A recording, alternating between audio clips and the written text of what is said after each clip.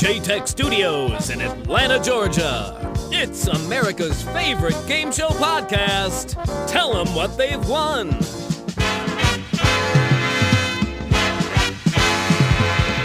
And now, here are your hosts, Tom Bastek and Mike Jacobs.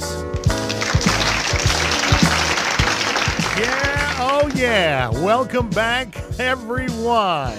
Oh boy. Hello, Michael Jacobs. Hello, Tom Bastek. How are you doing today? I am great. We are at episode number 2 of Tell Them What They've Won, America's favorite game show podcast. We sure are. Thanks for everybody for tuning in again. If you missed us last week, we talked about Family Feud, so you can go check that out. And I loved it. I thought it was a lot of fun. Some of the stuff that we came up with, that we found, that we dug up, I thought was great. Yeah, absolutely. We're at it again. Yeah, we are. This week we've got a very special episode for you. It's I think God, I don't know if it's my absolute favorite, but it is really close. The Price is Right. Yeah, I went into this not knowing if it was my favorite, but I think it might be after researching this one. I will honestly say I teared up watching old episodes of Bob Barker doing this show. He's such a good host, man. Like, one of the best. Yeah, I am very, very impressed with him. Yep, agreed. All right, well, let's get things started. We've got a bunch of news to get to. Are you ready? Let's do it. It's game show news time. Light up your cigarette, crack open a beer, put the kiddos to bed. From chaos around the world to carnage in your very own front yard, it's time for the news. Okay, and first up, I've got one for you, Michael. It is a show called Don't. Oh, yeah, I heard about this one, right? You have to, not do stuff. Yeah, essentially. It's a family game show where family members get together and they've got to work together on mental, physical tasks. Basically, they're told to not do things. Like, in other words, don't slip, don't laugh, don't scream, don't forget, and other don't challenges. Right. The host is going to be Parks and Rec's Adam Scott. I kind of like that guy. Oh, yeah, absolutely. He's great. Yeah, and the trailer for it, we'll try to get it up on the Facebook or on the website. It is pretty funny, and Adam Scott's very funny, and it. And isn't Ryan Reynolds a producer on that? He is. I think the original tagline that I read from the headline was, it was like Ryan Reynolds to blah blah blah blah, and it said Deadpool is now a game show producer. It's like, nice. Yes, cool. That's a good combo, though. Ryan Reynolds and Adam Scott. I'm excited for that. I'm stoked. Actually, it said something about how originally, what was it? 2 guys, a girl, and a pizza place was the original show, which got shortened to 2 guys and a girl. Was with Ryan Reynolds on ABC, and this is the first time he's been back on the network since. So, oh, nice. There you go. Let's see. The Game Show Network launched a brand new ad-supported video-on-demand service called Game Show Central as a channel on Pluto TV. I don't know if you know Pluto TV. It's free. I have it. You can, if you've got like an Amazon Fire Stick or some sort of a smart television, you can just download it. It's another app. They've got a bunch of cool shows. And what they do is they just take a channel and they buy rights to a bunch of things and they put it out there. Like, so the Mystery Channel doesn't have specific programming except that all the ones that they've bought, all the mysteries that they've bought rights to play on that channel. For instance, they have the James Bond channel, which is one of my favorites to put on just as background noise, but they only have about 8 or 9 of the actual Bond films to do. So this is another one like that. But this is video on demand, though. Okay. So you'll be able. So it's not games that you play. It's game shows that you can watch on demand. Correct. That's absolutely correct. All right. What else do we got here? I've got Jackbox. I don't know if you guys heard about this, but every Friday they're doing a celebrity tournament. They've had a whole bunch of celebrities playing different Jackbox games. So check it out on Mixer, Facebook Live, YouTube, Twitch, all those places. Yeah, they're great, and those Jackbox games are awesome. Dude, you know, the sad part is everybody looked at me crazy because like when first time I saw Jackbox, I was like, oh, that's the You Don't Know Jack guys. Yeah. And nobody knew what I was talking about. Really? Guys, You Don't Know Jack was like unbelievable. We're going to have a whole episode at some point on just video games that are based on like game shows or game shows. I was going to say just You Don't Know Jack itself. Like that thing. Dude, crucial. It changed my life. Listen to Agreed. that. I literally wrote them when I was first doing voice work. I literally wrote the company and said, I don't know how I can do this, but I want to do voice work for your company and I will do it for free. And they wrote back and they're like, yeah, sorry, we just get people here around the office to do it. Well, and apparently apparently the way they got started was they were like a voice acting troupe, a comedy troupe, and they wanted to do something funny in a game.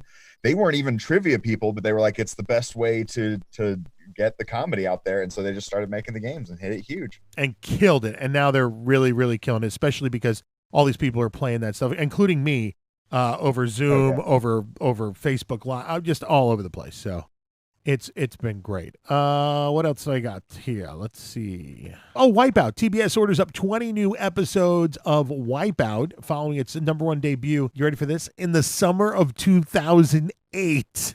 Wow. It does not seem that long ago that we were watching Wipeout. I would not have guessed that, but now that you say it, it does feel like that. I was going to say, I'm amazed that that's still going. I'm glad it's still going, but it died. It died in 2015. They ran 7 seasons and it hasn't run for 5 years. And that doesn't surprise me. I mean, you could have told me it's out there or it's not out there right now. I wouldn't know. Right. But it's back for 20 new episodes. Apparently they're going to have a reimagined series with new format twists, new elements, that, according to them, will push contestants' athleticism and willpower to even greater extremes, of course, all while delivering some pretty epic fails.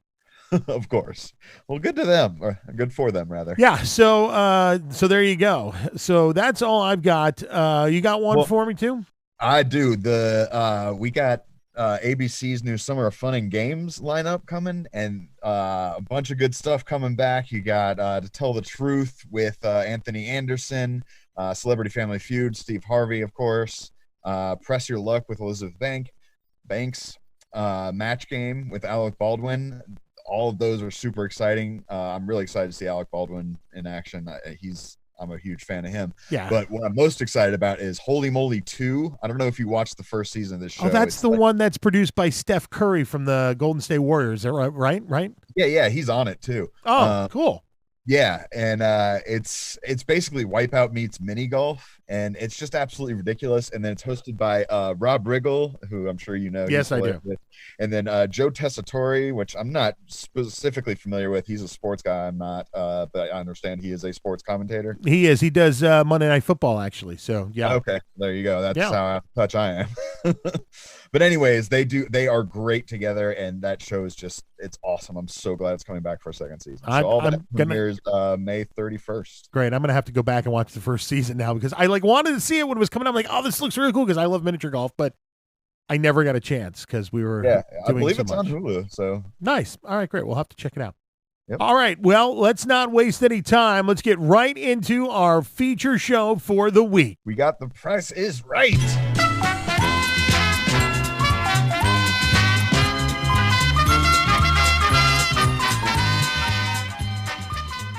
All right, The Price is Right. Michael Jacobs, do you want to get us started on The Price is Right? Well, the way you start The Price is Right is maybe with the most iconic catchphrase in all of game show history. Everybody gets told, "Come on down," when they pull people out of the audience. It's so great. I mean, it's so iconic. We put it on our website for like the little blurb there about the bios. Yeah, no, I mean, I guarantee you, 90% of people, that's the first thing they would say if you said, "Give me a TV show catchphrase." And the funny thing is apparently it wasn't like something that was crazy. It was just scripted 3 words. What really made it sell was the way that Johnny Olson gave it his dramatic delivery, you know? I mean, yeah, it's all about delivery. You can have something written down. Like, I mean, with Homer Simpson's dough, it's just written as a annoyed grunt, but the way that he delivers it, it becomes iconic. So you get called. Come on down. And it is legit. I don't know if anyone out there still thinks that maybe it's some sort of rig, but it's not. They pull real contestants day of, but they do say to not do like on Let's Make a Deal, have people wear costumes and do outrageous props and whatnot to get picked and noticed.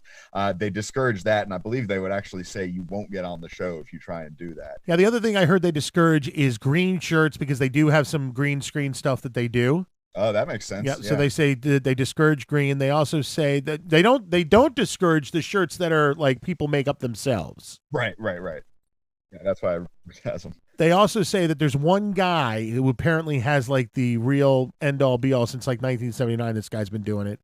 And the last thing I saw, he's still there. There is a group of producers now that do all the interviews, but they all consult with this one gentleman. And he is the guy, his name is Stan Blitz. He is a producer for them. He's been there since 1979. And he's the one that basically screens all of the contestants. I mean, there's a group of people that do the interviews, but he's the one that has the ultimate say. And they base it all on just 3 questions: your name, where you're from, and what you do. Yep. How about that? There's been some famous people to get up there, not super famous, but I mean, Aaron Paul's been on Price is Right. Really? Yeah, he actually made it all the way to the Showcase Showdown. And you're saying overbid. Like outside of, it wasn't like a celebrity episode that was just like they were there. Yeah, he was there, and then the other one was Vanna White. Before she was Vanna White, she was there. Okay. She actually never made it to the stage. She actually just got to the bidding round and then went from there. So, oh, good for her. Yeah, so speaking of the bidding round, why don't we talk about that when we come back? We'll take a quick break, and then we'll get into all of the gameplay. How about that? Sounds good. All right, you've been listening to America's favorite game show podcast. It is Tell Them What They've Won.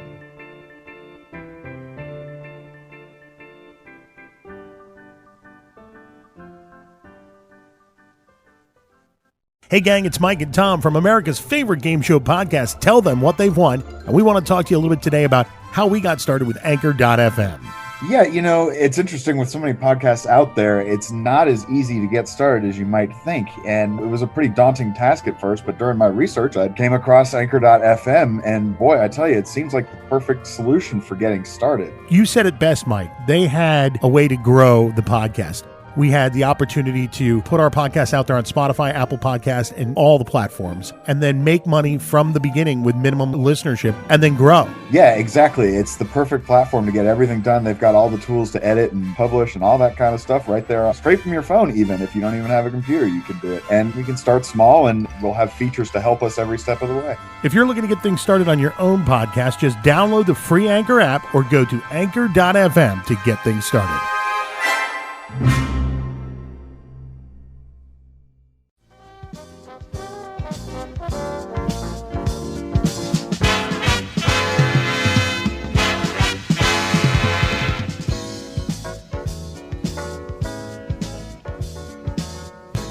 And welcome back to America's favorite game show podcast, Tell Them What They've Won. Mike Jacobs is alongside me. I'm Tom Basnick, and we're talking about what game this week? Price is Right. I guess it's more than just a game. It's like it's a history lesson, is it not? It's so, I've said this before, and I'm going to say it many more times throughout this episode, iconic. Like, it is the game show, if you ask me. Yeah, I couldn't agree more. It's definitely what I grew up on. I know when I was young, and I think I alluded to this or talked about it briefly in the first episode, I had viral pneumonia for like 6 weeks, and I was stuck at home watching all kinds of stuff. It's where I started watching soap operas and daytime television in general, and watched Bob Barker doing Price is Right, man. It was Absolutely. huge. If you didn't have a sick day watching The Price is Right, have you even lived? Have you ever really been sick? Let's be honest. All right, so let's talk about the bidding game, Mike. Let's start there and go through the gameplay of The Price is Right. Yeah, absolutely. So like I said, they pull people out of the audience, and then you basically are shown a prize, usually a lovely armoire or some sort of jewelry or something like that, which, by the way, I learned the word armoire from The Price is Right. Every contestant puts in their bid for what they think that prize is worth, and whoever gets closest without going over, that is a staple of the show, has always been there since the beginning. But yeah, without going over, wins the right to go up and play the pricing game. And if you ask me, the pricing game is the meat of this show. Yeah, it's funny because there's been so many of them. I mean, what did we say? There was so many. There's over 100. Yeah, 110, I think, and currently there's 77 of them that are in rotation. I mean, amazing. I challenge you to just name 10. Like, honestly, you and I did game show trivia a couple weeks back, and we challenged our people to give us 8? Yeah, something like that. And it was tough for them to come up with 8 because they were like, yeah, the one with the thing. Yeah, when you got to actually know the name, it's a little bit trickier. Well, even you and I going through, like, I kept saying, oh, I like the mountain climber one. And you're like, it's right, yeah, called Cliffhanger. Yeah.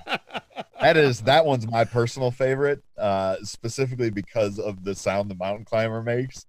Again, iconic. Like, it's in my head for the rest of my life. I think I've got it here. Hold on. Let's play it. Hang on.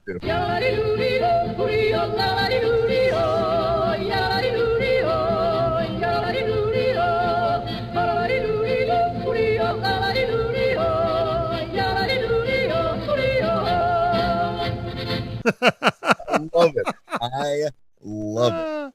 And then he had this horrible crashing noise if he went off the Oh, right. Yeah, he'd fall over the edge. Probably one of my faves. I mean, I'm definitely. I think a lot of people are. I think Plinko is probably one of the favorites for everybody. I'd say Plinko is probably the most well known for sure. Yeah, and that's. I mean, like, let's be honest. What does ABC got going right now? The big board. Oh, right, which is just giant Plinko. It's just giant Plinko. I'm like, how can they clearly just rip that off? So I'm like, I'm almost a little upset about it. Yeah. Because they're ripping it off. I've actually watched it, so I don't know what it's like, really. I haven't either. But it's a big Plinko, though. It's a gigantic Plinko, and I definitely want to play it. I also like the dice game, which was like rolling craps, but it wasn't rolling craps. They bring out a little like craps board. Do you remember this? And then you would have to roll a die, and then if it was a 1 or a 6, you won automatically. But you had 5 dice, and it was five. The price was 5 numbers long. So you'd roll the die, the first die out, and let's say it's a 4. And then they would say, is the first number 4? And it would go, mean, and say, okay, well, is it above or below 4? Oh, that's right. And they'd put the die in, and they'd say, okay, it's above it, and you'd press it. And then they'd move right along all 5 dies. And if you got a 1 or 6, you won automatically, because if it wasn't 1, you knew it was more than 1. So if you got a 6, you wasn't 6, you knew you got that one automatically, so it was below 6. Right. And then if you got them all right, you win the car or whatever it was, whatever the total price of the pricing game was. Well, you know what's cool too? You mentioned the car as a prize. That's I'm going to use the word again, iconic prize from the Price is Right, and I think they now try to make it where at least 2 cars are up for prizes every episode. Yeah, I think one in the first half, one in the second half every time. But, you talk about prizes. There's been some really insane prizes in the past. Oh, well, I mean, yeah, back in the day, they used to do some real weird shit. I remember seeing a super old episode where one of the prizes was a giant slab of beef. Yeah, meat was a big one, like food in general. I mean, they've given away things such as a mile of hot dogs along with the buns and condiments to support it. A mile of hot dogs. Yeah. What a great measurement for hot dogs. Dude, yeah, do the math on that one, but it's crazy. They've also given away crazy stuff like submarines, airplanes. They given away an entire island in the St. Lawrence Seaway. And this wasn't just in like the more recent ones either. They give away a barbecue pit with a full Angus steer. But they've also way back in 58, there was a gentleman by the name of Carl Slater who won on March 3rd. He was in New York checking out the show while he was on vacation, and he won a dining room set, a 2-year-old white horse, a suit of armor, and a trip to Scotland to see the castle where the armor was used. Wow. So we'll dive a little bit more into the older version, but sure. I think I know why he got both of those together, but we can talk about that in a second. Cool. That's great. So basically, no matter whether you won or lost in the pricing game, you still make it to the Showcase Showdown. Right. Yeah. As long as you get up to play pricing game, you are in the Showcase Showdown. And speaking of losing, another icon from the show is that horns sound they play when you lose, which by the way does not strike the fear of in darkness in my heart the way that Family Feud did from last week. Yeah, no, absolutely. That's the Family Feud sound is awful, but this one it's almost comforting in a way. Do you have it? I do. Hang on one sec. Here we go. I love it. It's fun, right? It doesn't make you feel bad for losing. No, you definitely come away like, okay, yeah, I didn't get that right. All right. Well, the nice thing is you really don't lose because you go to the Showcase Showdown. So let's talk about the Showcase Showdown. Yeah, so it didn't actually initially exist. It only came around when the show was expanded to be an hour. But then, the first half of the show, the 3 people that get pulled up go spin that giant wheel that everybody's familiar with.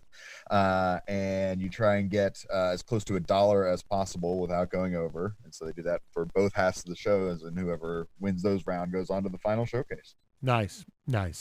My thought has always been, gosh, I don't want to be in the very first pricing game because you never want to spin the big wheel first.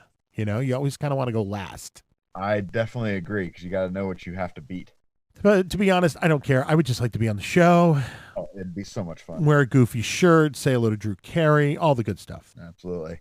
But then, yeah, there's the final showcase where both contestants get the massive prize. It's usually, some sort of vehicle, some sort of trip, some sort of luggage, maybe something like that, a themed collection of prizes. And then they both have to bid, and again, closest without going over wins the bid. And then it depends when you're watching the show, but if you get it close enough, you can actually win both of the showcases. I believe right now it is $250. Yeah, it was like $100 at one point, wasn't it? It was $100, yeah. Initially. Yeah. Cool. Okay, great. Anything else on the gameplay segment that we need to hit on before we delve into history? Well, I'd mentioned this earlier, and we'll talk about it in history, but everybody's familiar with the show as it is now, but the original version from the 50s and 60s was pretty different. They didn't call people out of the audience. It was just contestants on a show. And there were no pricing games. It was just the bidding round over and over again. You would win the prizes. And then, so what I was saying earlier is they also have like hidden bonus prizes. So I bet that, the suit of armor was probably the prize that the guy bid on. And then when he won it, they were like, oh, and you also get a trip to Scotland to go see what this suit of armor is all about. They would do that all the time, like bundle prizes together, and you didn't know you were going to get it until you won the item. Yeah, because let's be honest, who really wants a suit of armor? They want the prize, which is the trip to Scotland. Exactly. And then the final showcase at the end of the show on the original one was not a competition for the contestants, but rather a mail-in contest from home. Really? It was the same idea in that there was a collection of prizes, but from home you would have to figure out. I mean, of course, now this is ridiculous because you just look it up on the internet and get the exact price. But you'd have to send in a postcard with what your bid for the thing was, and then they would have like a drawing or whatever at the end of the season to determine who won it. I'm going to have to go back through my brain and figure it out, but they were not the only company to have postcards sent in for whatever reason. I remember I sent a postcard in for some game show in the early 80s. I remember, and I don't know what it was. And I also remember a period of time too, and I know it wasn't for tickets. I remember there used to be like you could write for tickets, and they would they'd just mail you tickets. Yeah, I do. They would announce that at the end of shows pretty often. Yeah, but that wasn't what I sent a card in for. I don't remember. I'm going to have to go through and maybe ask my brother. He may know. But I don't remember ever doing it for game shows, but I definitely did it for like TV contests. I remember specifically the Nickelodeon Takes Over Your School contest. They used to have it every year. Nice. Very cool. Very cool. I love it. All right, let's take a quick break. When we get back, let's talk about the history going all the way back to 56, where, believe it or not, Mr. Bob Barker was not our first host. No, he was not. All right, that's coming up next. You've been listening to America's favorite game show podcast. Tell them what they've won.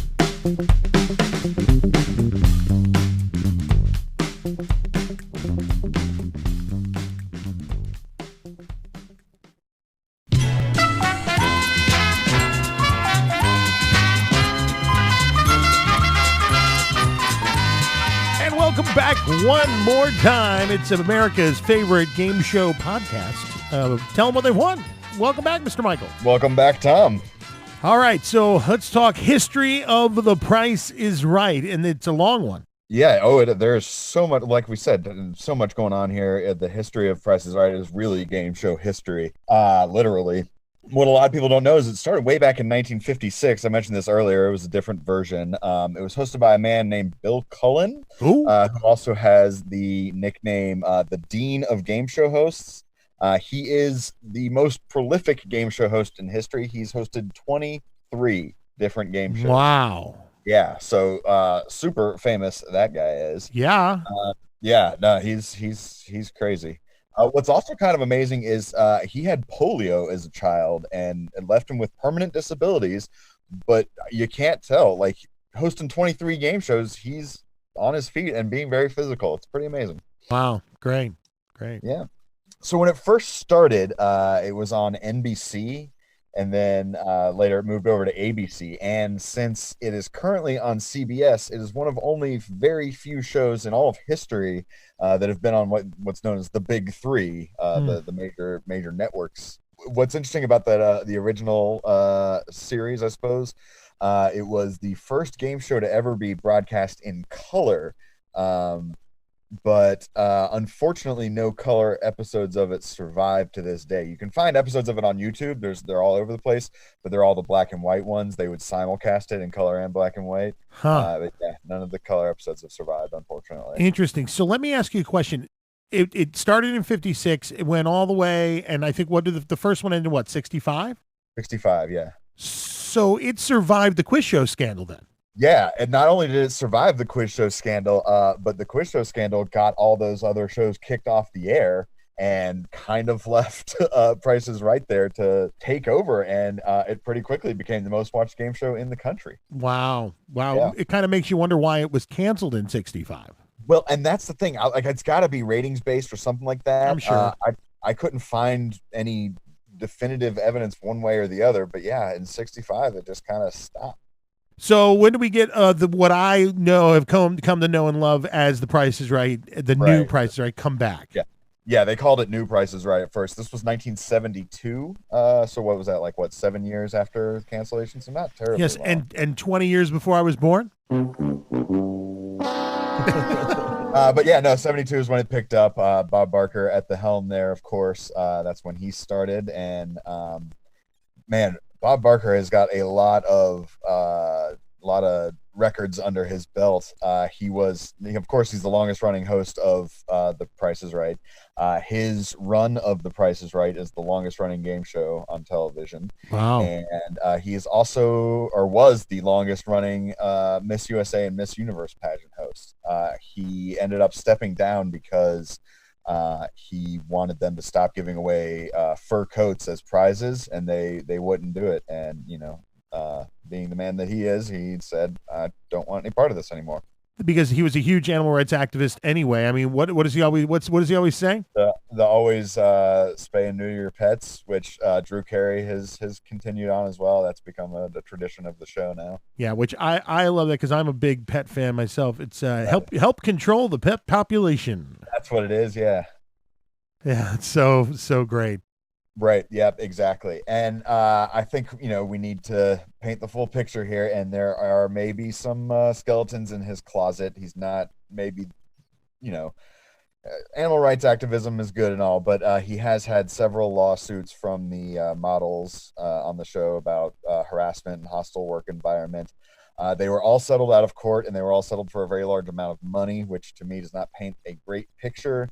I'm going to withhold any judgment one way or the other. There's just not enough information to say what exactly happened. But. Yeah, it's tough because I read a lot of different things, especially from the models, some of which were like, because they can only say so much because they had NDAs and everything else. So you don't really know what went on with a lot of these, but some of them were like, oh, well, he never talked to me. And then, his reply to that was, well, I couldn't talk to them because there was a lawsuit going on or whatever, so it's really interesting that I think if you go back and you search through what's there, you can find a lot of reasons to take either side if you really want. It's like data. You can control data and manipulate it to say whatever you want it to say. So I'm not passing judgment on the guy. I'm not giving him a pass either. Those are out there. Those are real things that happened, and there was real amounts of money paid to real people who were for damages, for punitive damages. That's kind of where I land on it. Is this happened? Something happened. Something bad enough to be worth settling out of court over. I can't say what, but I'm certainly not going to give him a pass. Yeah, agreed. So then Mr. Carey comes in what was that, 2006 or so? October of 2007. That's when he takes over, and the show carries on as it is today. And they really have not done many changes at all, really, since 72. Like, it's kind of been the same show. Like, it's a formula that works, and so why not keep with it? And Carey has absolutely kept on the traditions and not. Well, you want to hear an interesting story. When Carey took over, he wasn't like the only choice. Apparently, they were looking at John O'Hurley, America's favorite Family Feud game show host. Sure, favorite. That's a way. And they were also looking at Rosie O'Donnell for a period of time. Interesting. And then there's some others like Mario Lopez was actually in there at some point too. So yeah, I'm glad Carrie won it. I remember at the time thinking it was an odd choice. And it also felt weird to me because Carrie was so successful with his show and his stand-up comedy. I thought it was like, once you take on hosting The Price is Right, that is all you are ever going to do. And so it felt like he was maybe abandoning the rest of his career to do that. And it seemed like an odd choice, but looking back on it, and especially knowing who he was up against, I think it was absolutely the right move. I read an article that said that he was really, his show had just concluded. Right. And he was getting ready to go back out on the road and do some comedy, and he originally turned down the position, and then when they called him back, they said, what do you love to do? And he says, I love leaving big tips for things at restaurants, like giving gifts to people. Like I go in the bill's $20 and I leave them a $100 bill. I love doing that. And they said, well, this is the exact same thing. This is, except you're doing it on a bigger scale because it's a game show. And right. that was one of the reasons that convinced him to come and actually do it. It's a great way of selling it for sure.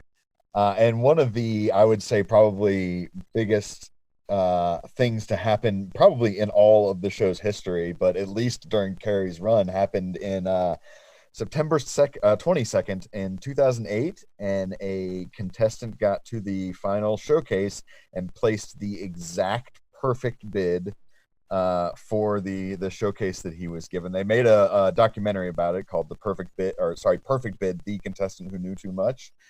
It is an absolutely fascinating story. I can't say enough how much I agree with this. It just totally sucks you into what this guy, Ted Slauson was his name, actually did. And, I'm not going to give anything away because I really want people to go see this. But it doesn't end like you'd expect it to. But it's a deep story for sure. Yeah, check it out. Perfect Bid, The Contestant Who Knew Too Much. We'll probably throw the link up to it on our site. So what do we got left? We got to rate it. Yeah. Oh, so what should we do this week? I was thinking Plinko chips, because there's 5 Plinko chips in the show. Dude, interesting, cool little fact. There's only 10 Plinko chips in existence. Really? They just recycle the same 10? Apparently they are really expensive to make, so they've never made more than 10. I guess that means they're probably pretty well made too. I guess. Oh man, that reminds me of this great story on an episode a while ago. They had set up a rigged Plinko board for a commercial shoot, so they could show the Plinko chip going right into the big $10,000 prize. Oh yeah. And so then they go to do the real show, and they didn't unrig it. So a contestant goes on and gets 3 in a row. No. Before the producers notice. No. 30 grand. 30 grand. The producers come out and they're like, oh, it's a rigged Plinko board. No. They take it off, give her 5 new chips, and she plays again. Tell me they gave her the money. They not only did they give her the money from the 30 grand that she got on the rigged board, they also gave her all the money that she won on the 5 regular chips that they reshot for the show. That's amazing. Yeah. Pretty cool story there. That's amazing. Well, okay, so since they need 5 for the show, we'll just do our Plinko voting out of 5 Plinko chips. Yeah. So I'm going to give it 4.25 Plinko chips out of 5. 4.25. You don't understand. I really want to give all of these game shows, because they were part of my childhood, 5 Plinko chips. I want to give them 5 stars across the board, every single show. I understand. It's just tough because we've only been doing this 2 weeks, so this is only the second rating. And you and I have talked about that. Like, you don't want to rate high in the beginning, but at the same time, it's like, I don't know. Yeah, I had the exact same dilemma. I am going with 4.5 Plinko chips out of 5. You're probably right. 5 is perfect, and I can't think of a reason that it's not perfect, but I also can't necessarily justify giving it a perfect score on our second episode. But man, like, is this ever just the game show to end all game shows? The history, the love, the different games that you've got that really keeps it fresh. So fun to play along with at home. Every episode is different. There's so much. It's very kaleidoscopic in that way. You're never going to see the same thing twice. Yeah, it's great. It's just great. All right, Michael, I think that's all we've got time for today. All right, Tom. Well, thanks so much for talking to me about Price is Right this week. Oh, I loved it, man. You want to give special thanks? Yeah, thanks to Bill Worley for doing our fantastic news intro there. Tune in again next time when we're going to bring you the latest, the greatest in the world of game shows, as well as a brand new featured show next time as well. And remember, you can always catch us online, Facebook, Twitter, Instagram, LinkedIn, and of course, tellthemwhatthey've won.com. Please subscribe, share, like, and drop a review if you like what you heard. And if you didn't, go complain on Reddit, because apparently that's all it's good for. Well, we're losing their audience. It's just a joke. Come on. All right, Mike, we'll see you next week. All right, thanks, Tom. Bye. You've been listening to America's favorite game show podcast, Tell Them What They've Won, a JTech audio production, copyright 2020. No part of this podcast may be reproduced by anyone without the express written consent of the creators. For more information or to contact us, please go to tellthemwhatthey'vewon.com.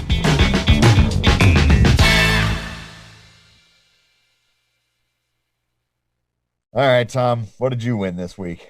So this week, Mike, I think I won the opportunity to do a second show on The Price is Right. There's so much we didn't even get to, like all the announcers and Roddy's crazy suits from Thailand. And I mean, the list just goes on and on and on. I agree. Well, I'll tell you what I won is I won back my love of this show.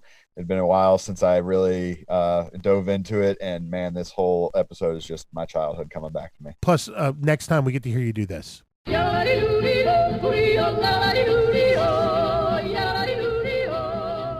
Copyright 2020, a JTech audio production.